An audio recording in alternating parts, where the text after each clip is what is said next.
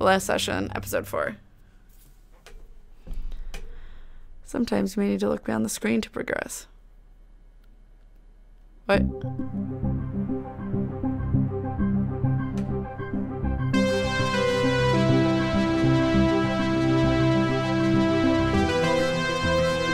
Time to go on your house, apparently.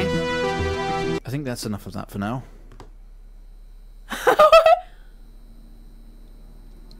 Rude, I was enjoying myself. You're quite fond of this show, aren't you?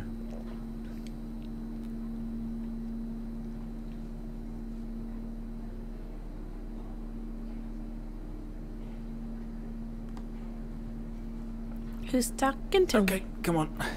Let's get you down to the observation room. Rude.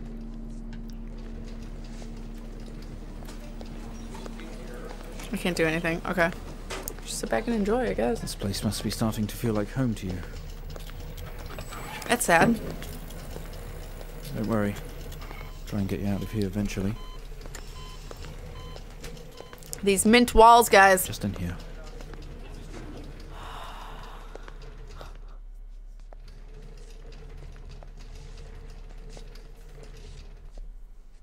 Okay, are we through in the next room?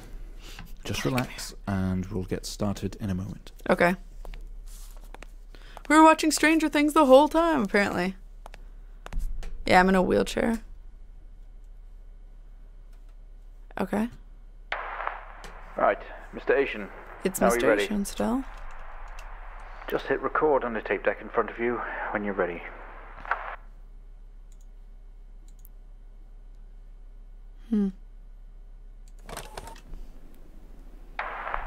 This is subject 12-19-86-23, new session entry. We have myself, Dr. Alexander, leading, and in a room we have our patient, Mr. James Asian. As we know, James has recently recovered from a 2-week coma following his accident.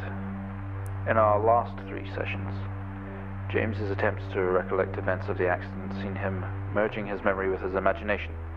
These episodes have always ended in panic, and we've had to terminate the session abruptly. Let's try and do this one better, James. So when you're ready, let's bring this back. I know how difficult this must be, but you can do this. James, it's time to remember.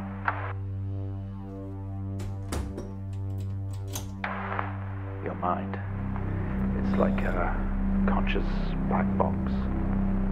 It can show you your memories. Look into it.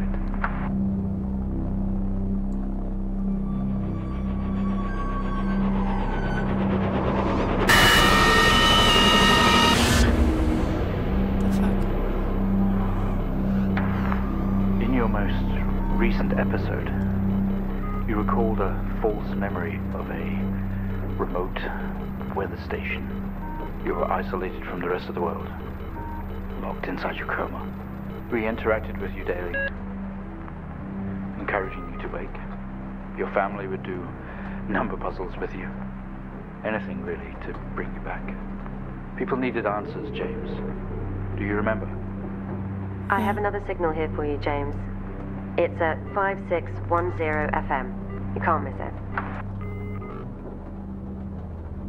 Oh, am I doing that right now? I can't wait. Type in the numbers, James. You gotta see this. This is 20F 12 19 86 What? 19 86 23 04. Type in Oh, okay. the numbers, Report. James. You gotta see this. This is 20F Police 12, department. Oh, 19, road traffic accident report file. 23 Oh, so it was an accident. 04. Wait, Type in the numbers, James. hold Gotta up. see this. This is 20F 12 19 2 vehicles, fatal accident. 23 This is 20F. 12, James, the driver. 19, It was me. 86. Injured. 23. I did not die, but who died? Charles Hennings. Type in the numbers. He died. James. He was older. Gotta see. 04. Type in the numbers, James. Okay, how am I supposed to... Gotta see this. What? This is 20F. Report. 12. Arrived on scene to discover two cars that had been involved in a near head-on collisions. Near? Found lying down outside his vehicle with head injuries. An ambulance was immediately called. His passenger was trapped in the vehicle in critical condition from wounds sustained in the collision. The driver of the blue sedan, Mr. Hennings, was found dead on arrival. It was noticed that there was a strong smell of whiskey from the driver, and that's why whiskey was one of the calls. Type in the numbers, James. And an empty whiskey bottle on the passenger seat. This is 20F. Mr. Asian was questioned on scene. He described an oncoming blue sedan, seen clearly Type in the numbers, James. out of control, which he swerved to avoid. Mr. Asian's passenger was his sister, Jennifer. 12. The driver of the blue sedan is an ex-police officer of 20 years. 23. Great. 04. So what am I supposed to Type do? in the numbers, James. I did type in the numbers. Guess. So the three things circled are 86. 20F fatal accident. 304. Type in the numbers, James. Gotta see this. This is 12. Empty whiskey. This is 20F. 12. And out of control. 19, 86. 23. 04. No. Or I did fatal accident wrong. Oh, there's a dash. Gotta see this. This is 20F. 12.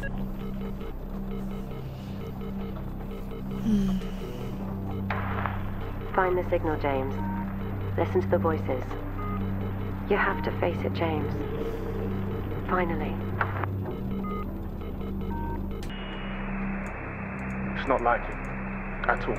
I can't. I've worked with Officer Hennings for 6 years and not once have we even talked about alcohol. Drunk driving. He was a father, a husband. He Were was we the great. drunk driver? And we... No way he caused this. It's him. This Haitian guy. He's got something to hide. Really? I don't want to be in the house. This doesn't make sense to you. It was all my fault. I'm the reason. So I put my whiskey... Oh. You step out of the hospital ward, only it seems abandoned. Your vision is blurry. I notice things. This is where I am. All of your episodes were recorded to tape. This is the 4th. Why? Tense up, someone else is here. I notice things. Oh, okay.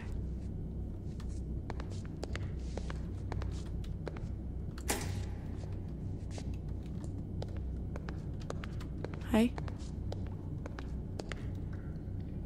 I hear water. The fuck?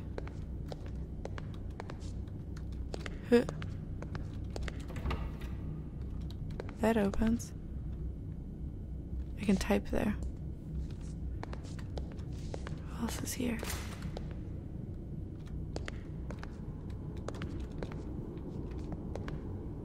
Wait, was that a key card? Wait, let me look.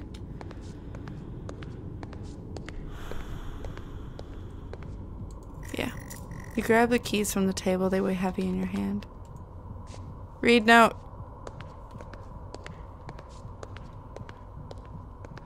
Wouldn't you know if the driver was intoxicated by investigating the fucking body? That's terrifying. What? Oh. I don't want to. Nope. You spent most waking moments here. The only video they have, some horror compilation trash. Rude. I don't want to go in there.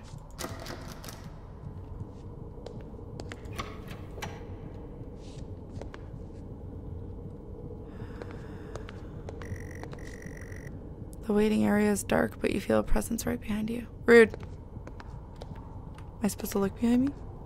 Fuck off. Someone breathes down your neck standing over you. Stop it. It's myself. Because I'm blaming myself. Because I'm the reason that guy is dead. And that my sister's maybe dead? You feel dread in the pit of your stomach. My word, that's bright. Okay, we have a 22-year-old male just brought in from a vehicle collision. He was awake and mobile at the scene, but collapsed on arrival to the emergency ward. The other passengers died in the accident. I'm getting no pulse. Sister died. Prepare for defib. Amp charge full to 10 and give me 100 joules.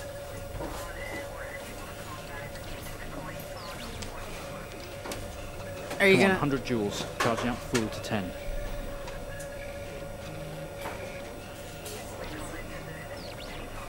Am I supposed to do that? Come on. What? What was it? Sorry, I missed it. Can we get this on the screen, please? 100 joules. What's joule? This? Okay.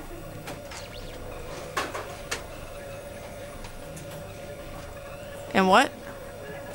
I can't see what I'm doing. Get this on the screen now. Oh.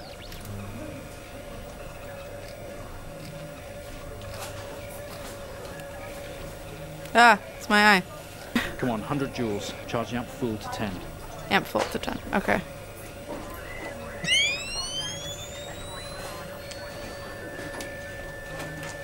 Clear. No reaction from first stage. Let's try higher. 200 joules. Keep the amp charged at 10. You know what? Why am I doing this?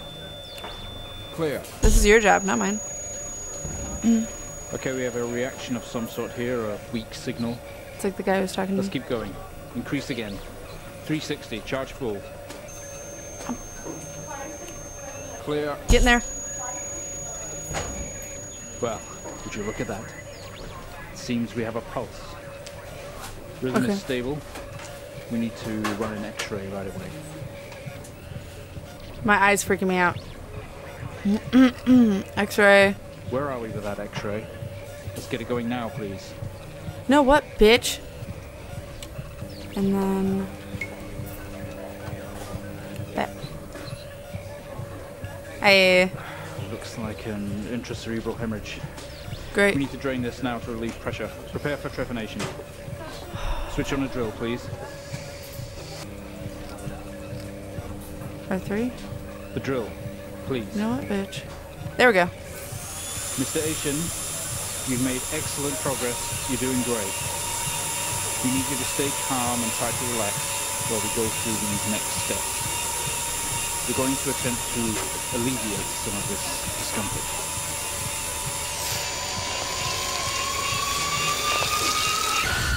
You should not be awake for that.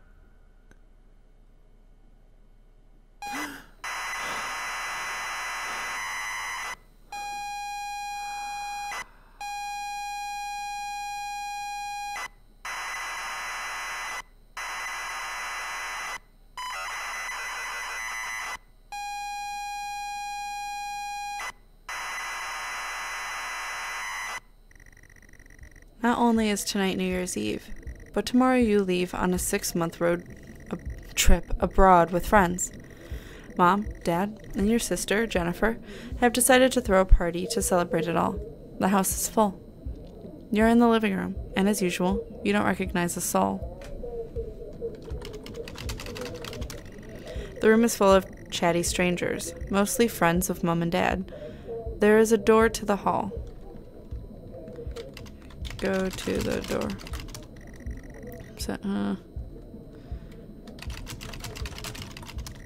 You push through the crowd into the hallway. The hallway is as welcoming as ever, only this time the folks have put a great big banner up across the main wall.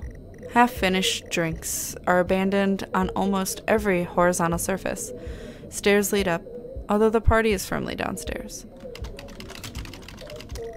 Same as ever, stairs, door to the living room, and door to the kitchen. Go to the kitchen. They say all the best parties are in the kitchen. The kitchen is full of people and loud. There are drinks and food on the table, and the party is in full swing. Dad has cooked a hog roast, which sits proudly on the table, although no one is eating it. Eat hog roast? Maybe later. Damn it. Go to utility door. Just as you are about to head inside the utility room, Jen places her hand on your shoulder. You hug. You're going to miss each other. You thank her for the party. She asks if you are enjoying the party.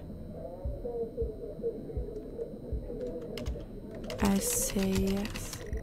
You tell her it's great, even though you don't really know anyone. She tells you to enjoy it anyway, and to loosen up. She asks you to get her a drink. For a drink. You pour Jen a drink, and one for yourself too. There's never an awkward silence with Jennifer. She always has a question. She asks if you have everything sorted for the big trip. Sort of. She repeats herself, asking if you are ready for your trip. Sure. You tell her yes, that you have packed everything with plenty of room to spare. Another hug. Your family have recently gone out of their way to make this trip happen for you. It might be what you need to get some perspective and maybe not fuck up so much. She's going to miss you. You are going to miss her. She walks away. Jen disappeared into the crowd. You're left standing, nodding and smiling at approving faces. There is so much to do for this move. Can't mess it up. But first, a drink. I'm curious. Damn it. Drink. You pour and down another drink. Anything to move the night along. Okay. Hallway. You're about to go to the hall when you notice the utility room door is open. A first. You open the door and peer in. You're never allowed in here normally. This is where Dad keeps his fine wines and his whiskeys. Ceiling to floor racks. A collector, although he does actually drink them too. There's a bottle with a ribbon around it and a card.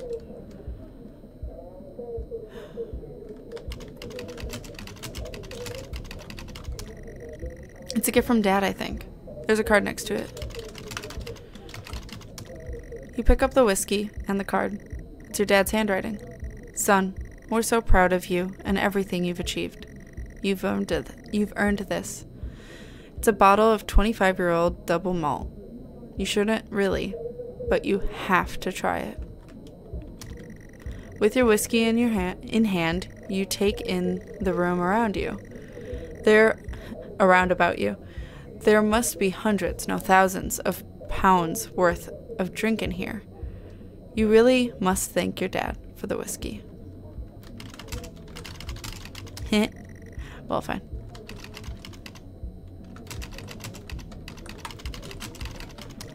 You head back into the kitchen, clutching your new best friend. You stumble out of the utility room and back into the kitchen. That is one strong whiskey. You take another swig and give a thumbs up to your dad across the room. He nods and winks.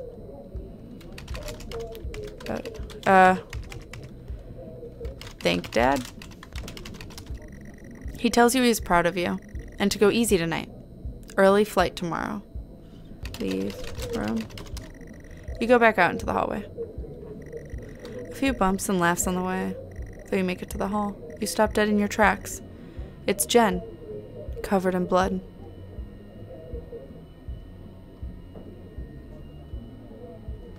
Hi, Jen. She's staring straight at you. No one else notices.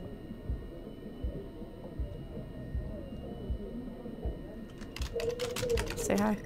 Blood is dripping down her face. It's mixing with tears.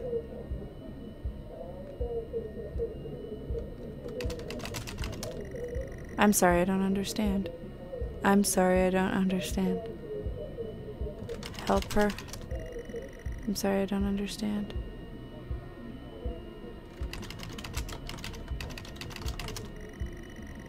Sorry, I don't understand.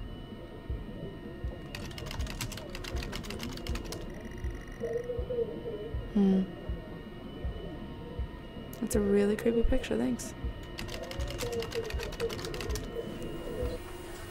I'm sorry, I don't understand. We tried our best, Mrs. Asian, but her injuries were too severe. No, I don't understand. I was just talking to her. I'm afraid Jennifer passed away before we could get to her in surgery. We did the best we could. I'm so sorry. Where is she? Let me see her. Please, Mrs. Asian, take a seat. I don't want to take a seat. Let me talk to her. Now. I'll arrange for you to see her. In the meantime, James is in recovery. He's stable for now. I don't want to see him. Damn. Because he's the reason. You were standing in the hallway. Something had stopped you in your tracks. While searching your mind, your sister interrupts. She waves her hand in front of you and asks if you can drive her home. You still feel out of sorts. Those words echo. Say no. Look around. Doors to the kitchen and living room lead from here, while stairs can take you up. Stairs can take you up? You'd love to call it a night, but Jen is waiting patiently. You need to tell me which room you want to go to. There's no point till you find those car keys. Let's go to living room. You're sure your keys are in the living room? The living room has a much more relaxed atmosphere compared to the kitchen. Various guests are sat on the chairs having civilized conversations. There's a coffee table in the middle of the room. Your mom is pouring a drink at the drinks cabinet. Look around. A coffee table, a drinks cabinet. One of the chairs is overflowing with jackets and coats. Or keys? You need to look for them. They must be either in the kitchen or in the living room. Ask Mom. Talk to Mom. Talk to... I don't know. Tears immediately start to appear in her eyes. My son, off to America. She gives you a hug. Give a hug. Nah. Ask about keys. Huh. Look at Mom. She's totally in her element here. She always loved being the host. Look at coats. You search through all the jackets and coats until you find yours. Aha! Car keys in the pocket. You grab both. Leave the house. Keys in hand, you head back into the hall. Jen thanks you for helping her out.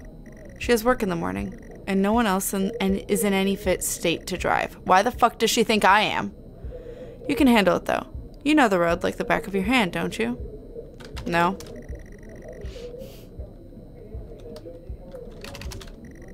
No.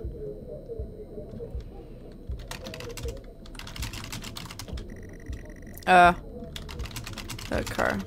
You go to the calf. You know what? You open the front door and walk out into the freezing night. The cold air hits you. You are glad you have your jacket with you. There is a dusting of snow around you as you step down from the porch. The yard extends around the back of the house, and the car sits at the front of the house. The car. You fumble with the car handle, confused, until Jen tells you maybe use the key in your hand. Keys. Fumbling with the car keys, you eventually get the door open and climb inside. You both are idiots. The car is freezing. As you fumble around with your seatbelt, your sister opens up the car glove box and hands you a note with a key that was inside. She tells you it's for when you return. Look at note. The note is from your dad and reads, "Hi, son. Hope you enjoy your break. You'll need to fire up the generator on back to get the power and lights on. Also found something in the attic for you. It's in your room. Enjoy." The car is freezing. Both you and Jen have your seatbelts and are on and are ready to go. It's time to go. The car doesn't move, given that the engine isn't actually on. It's like you've never driven before. Start car. You try to turn the ignition with sheer willpower, despite holding the keys in your hand. It takes a number of attempts, but you eventually slot the key into the ignition. I like the sass of this game. Alright. Start car. You turn the key in the ignition and the car roars to life. Drive. The car squeals, but stays stationary. Jen suggests releasing the brake, giving you a wide-eyed stare. Yeah, we shouldn't be fucking driving! Release the brake. Oh, brake. You very hesitantly release the handbrake. Put in drive.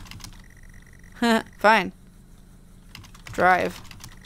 You put the car in gear and pull out the driveway like a first-time driver. You really shouldn't be driving. I am driving, very drunk, on the road towards the house your sister stays. Jen started dozing off as soon as the journey got going. This shouldn't take long. You come to a junction. Is it left or right? You can't remember. I mean, it doesn't matter, I'm pretty sure.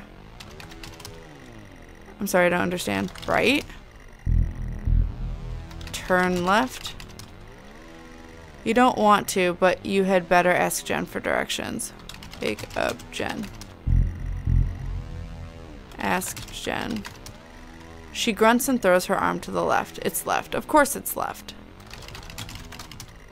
You turn the car left at the junction and accelerate off. Confident that you are on the right road now, you loosen up and put your foot down on the accelerator. You feel powerful as the engine roars at your command. Jen sits up in her chair and clutches your arm. She asks you to slow down. That's not really what happened, though, is it? You're all over the place, James. Pull over. Jen is hitting your arm and yelling at you. Crazy sister. Strange.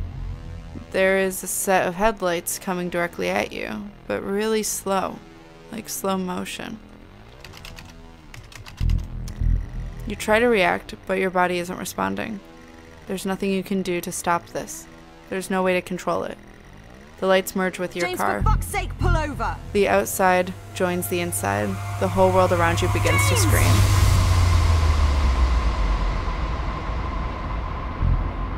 It was at this very moment, wasn't it, James? The moment you lost it all. Your sister, your parents, yourself. And then you made it worse. Go on. Show us what you did. You wake up in the car. Your world is upside down. Your seatbelt struggles against the gravity, trying to hold you in your seat. An impact into another car has torn a hole in the chassis. Poisonous fumes spills into your car from the engines. You are in grave danger. You have to get out of here. You can't move. Your seatbelt is still in place. Buckle seat. Seatbelt. You can't move. Your seatbelt is still in place. Move. Seatbelt.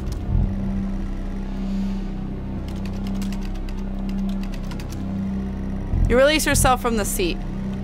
Gravity takes over you as you slump onto the roof of the car. We're upside down. Open door. You squeeze through the wreckage and fall to your knees on the ground next to your vehicle. Every breath brings pain to your chest. Your head is throbbing. A blue car has smashed into the passenger side of your car. Your life cannot be ruined by this. You are standing holding your whiskey, and your dad's note and flashing lights are approaching at the distance. But whiskey and blue car. With the lights approaching closer, you begin to hear the shrill of the sirens. You simply cannot go to jail for this. You clean the bottle to remove your connection with the whiskey. You then, very deliberately, spill the remainder of the bottle's contents onto the driver, and you toss the incriminating evidence onto the passenger seat. A circle of flashing lights surround you, illuminating the crash site in the darkness. Behind them, an army of people, all staring. One figure steps out, a silhouette, and walks towards you. Say hi. You try to talk, but you aren't making any sense. They know if we have alcohol in our system. Idiot. Walk to them. Sorry, you're not making any sense. To the figure. Go to. Go to the figure. As you approach the man, the pulsating lights around you get dimmer and dimmer, while the pain in your head increases. I know you're tearing yourself apart over it. Jennifer. No matter what you keep telling yourself, you have to listen to me. That accident. That poor man. Me. You have to remember. It was all your fault.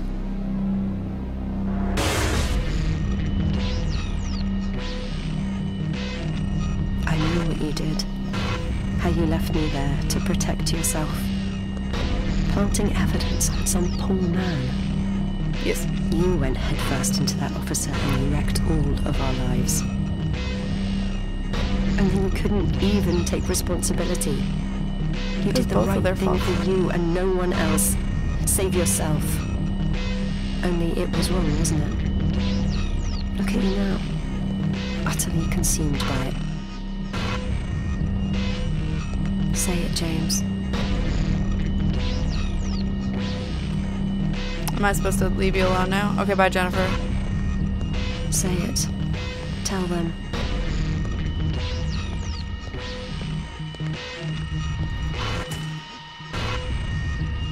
Whoa. Listen to yourself. Lights.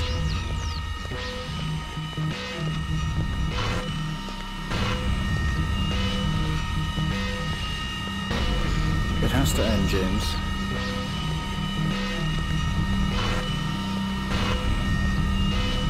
Do you not understand? What? This episode you're having must come to an end. Sometimes they make you watch your past sessions to see what really happened. You're my way. Stop. Make it stop. You remember?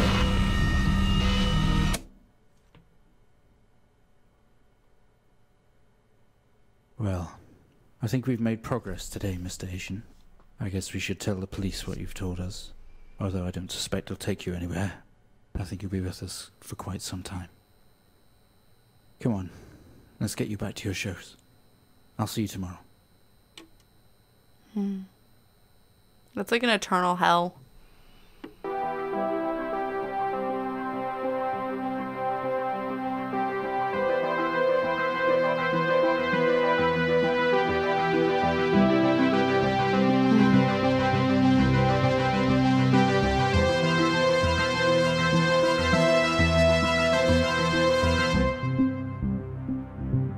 Well, they also had to go into his brain, so how much of that is messed up because of that, too?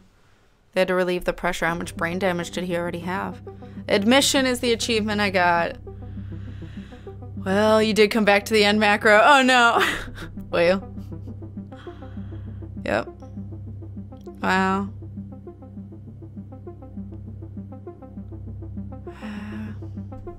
That took a way different turn than I was expecting. I think I don't have feels because, I mean, they didn't really have you live in the moment in anything other than fear. Like, it was a lot of scary music and stuff. Wasn't a lot of heartfeltness. On top of that, my sympathy for him is very minimal because this dumb hoe got in a car and drove his sister. On top of that, sister should not have gotten in the car. He was very clearly drunk. Like, very clearly, both of them did something wrong, in my opinion.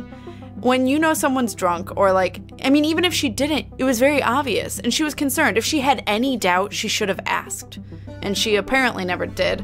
On top of that, you're supposed to, like, take the keys from someone so they can't drive. That's what you're supposed to do, not get in the car with them. Don't drink and drive, kids. Peeps. Adults. All ages. Do not drink and drive. But I like that it had that really important message woven into this game. I also got Stories Told as an achievement. Hey. So we did the House Abandoned, episode 1, the Lab Conduct, episode 2, the Station Process, episode 3, the Last Session, episode 4. Yeah. Like, it's sad, and she should, you know, I don't think anyone deserved death or anything. I just, my sympathy is very minimal just because you both shouldn't have done it in the first place. And if anything, it just makes me almost, I mean, they're not real people, but it would make me almost angry because now an innocent man is dead because of those two. Like, honestly, his story probably would have impacted me more if they were to intend to get an emotional response, but I don't know if that was the case. I think their goal was to mind blow you, which is true. It did. To see all the connections was awesome, and to tell a story. And they did that. I think they did exactly how they wanted it. I really liked this. I liked this a lot. I like the ending. I like that it was a just giant plot twist to it. I like that it's him working through it and everything was connected in some way. That was Stories Untold. I like it. I recommend.